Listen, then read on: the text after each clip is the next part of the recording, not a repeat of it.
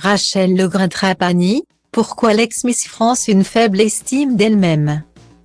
Samedi 28 janvier 2023, sur son compte Instagram, Rachel Legrain-Trapani s'est félicitée d'avoir dépassé ses limites. Elle s'est ensuite livrée à une réflexion sur sa faible estime d'elle-même, née pendant son enfance. Sur Instagram, Rachel Legrain-Trapani montre quasi quotidiennement sa vie de famille auprès de son chéri Valentin Léonard et de ses deux garçons, Diane et Andrea. Ce samedi 28 janvier, l'ancienne Miss France a regardé une série avec son aîné en buvant un chocolat chaud. Puis, elle s'est rendue dans son jardin pour lui monter une cage de football. J'ai mis une petite heure à lui construire son truc. Je suis fière de moi parce qu'avant, je n'aurais jamais fait l'effort me pensant incapable. A écrit celle qui a été cambriolée il y a quelques jours. Quelques minutes plus tard, l'ex-candidate de Pékin Express s'est de nouveau emparée de son téléphone.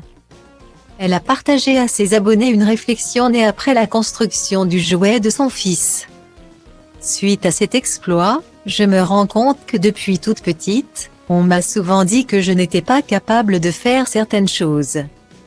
Ça ne partait pas forcément d'un mauvais sentiment, je pense, ça résultait parfois.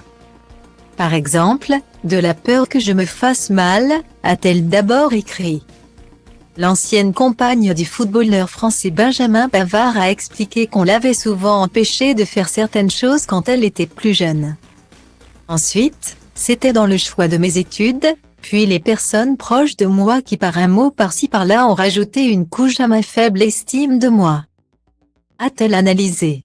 Elle a aussi partagé une publication du collectif Nous Toutes allant dans son sens, être une fille ou agir comme une fille, ce qui est indiqué est très clair, c'est la honte.